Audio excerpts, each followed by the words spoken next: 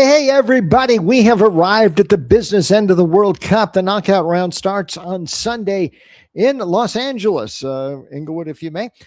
South Africa and Canada will kick it off on Sunday. We'll be talking about that and analyzing that action in just a second. I'm Bruce Marshall. Just a quick housekeeping reminder. As always, don't forget to click that subscribe button on your screen there. Make sure you get all of our Wager Talk TV videos. Also, don't forget, special offer, one more day on this one. All of my World Cup picks, my World Cup All Access pass through June 29th. Special price, $129. Get you all of my picks all the way through the World Cup, and that offer good through June 29th. Okay, let's take a look at this action on Sunday. We are to the knockout phase after 17 straight days of heavy-duty soccer. Just one game on Sunday. We've still got 3 weeks to go before we get to the final, so lots of football, lots of soccer still to come. And the knockout phase, though, it's all business now. It's win or go home. And one of these matches on Sunday, the first one, will get Canada playing South Africa in LA, as we mentioned. You can look at the crawl at the bottom of the screen and the prices there. Now, don't forget, these prices are all on 90 minutes right now. We can get overtime. We can get penalty kicks in these matchups in the knockout phase, obviously. But the prices I'll be showing you, the prices in the bottom of the screen, and most of the prices available on these matchups are all through regulation time, 90 minutes on those. So keep that in mind. What have we got here? South Africa showed some real spunk after that very poor showing in the opener against Mexico. Hardly generated any chances at all. I think only one shot. The XG, I believe, was 0.07 in the opening match against Mexico. Just looked like they wanted to get out of there. And they were in the short end of a 2-0, and a lot of people thought this was it for South Africa, and they just weren't going to be able to get out of the group. But they did find something there. They did find an extra gear, and the play became a little bit more expansive as the World Cup went on in the first round.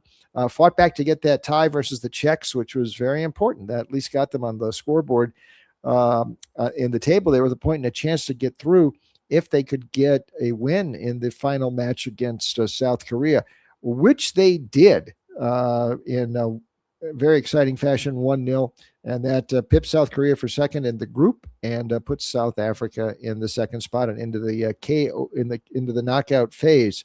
Teboho Mokena, this is the guy, the midfielder from the Sundowners, one of the big teams in South Africa. And by the way, there's a lot of Sundowners players on this side here, so that's one advantage I think South Africa has. They've got some familiarity with each other on the side here. But Mokena scored the big goal against the Czechs, which finally got South Africa on the board. And then they capitalized. And I think they looked a little bit better than South Korea most of that game. They were really going for it, and finally were rewarded. Going forward in their own way, though, they're still very much playing a controlled fashion. And this is Hugo Bruce, the veteran coach, who is probably coaching at his last tournament. He's hinted at retirement. He's 74 years old, one of the oldest coaches ever at the World Cup. So he's hinted at retiring after the World Cup here. But their style really is just very organized, disciplined. Over the years, they've played a lot of heavyweight sides and been rather competitive.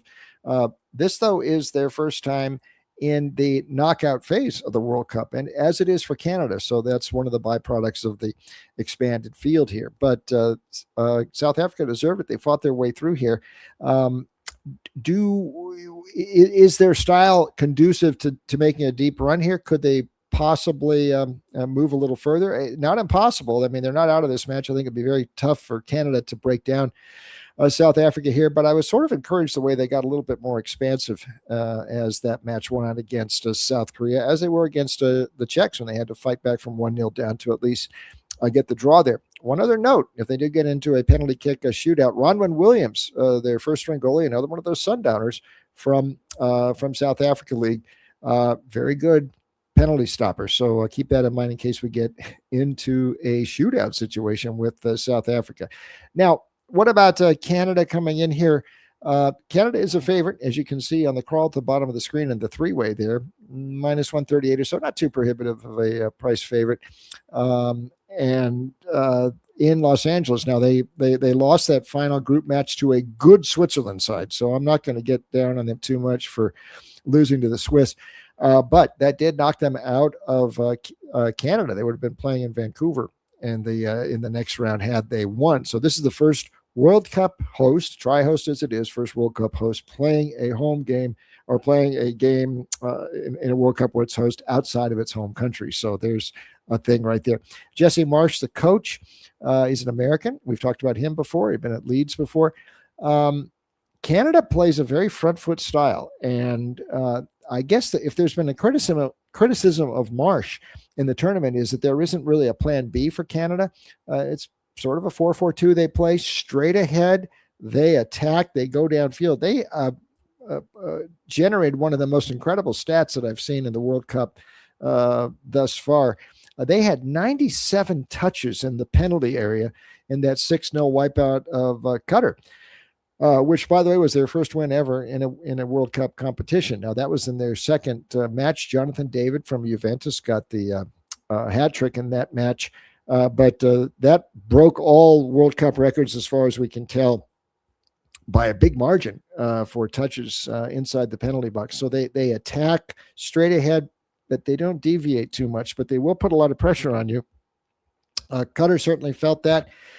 They didn't capitalize too well against the Bosnians in the first match, though they did fight back for a 1-1 draw, and they put Switzerland under siege in the final 20 minutes, trying to come back in the final group match. Just fell short 2-1. But they try to score, which generally I think South Africa tries to stop you from scoring, and Canada tries to score.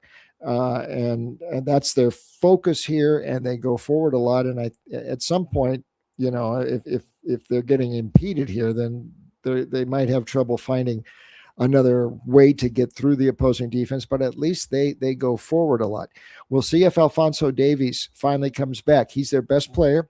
We know him from Bayern Munich, but he's had an injury here, and he's been out the whole World Cup, just like he was the last couple months of the season in the Bundesliga for Bayern Munich. He's supposed to be ready to play, and he's their best player. That would help because they have had some injury problems. We saw Ismail Kone go out, the midfielder, good midfielder, went out during the first round with that bad leg injury, broken leg. So they do have some injury problems. They do think they're going to get Davies back.